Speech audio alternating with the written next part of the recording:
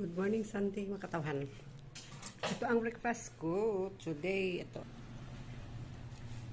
Wow! Tinapay na may lettuce, cheese, at saka egg. Perfect. Yung Okay. lettuce, yung nabili namin kahapon doon sa Bemwa Farm. Ayan. Doon na lettuce kaya. Yung breakfast ko. Ayan, tapos na cheese. Tapos yun lang. Lettuce. Pika na guillotine coffee. Saka nagmix ako ng isang stick na coffee para medyo may pait-pait konti. Yan lang, breakfast tayo.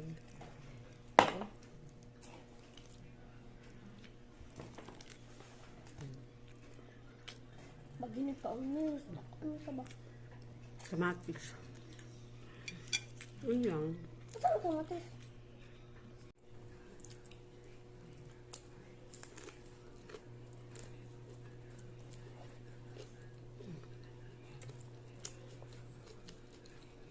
Isipoy.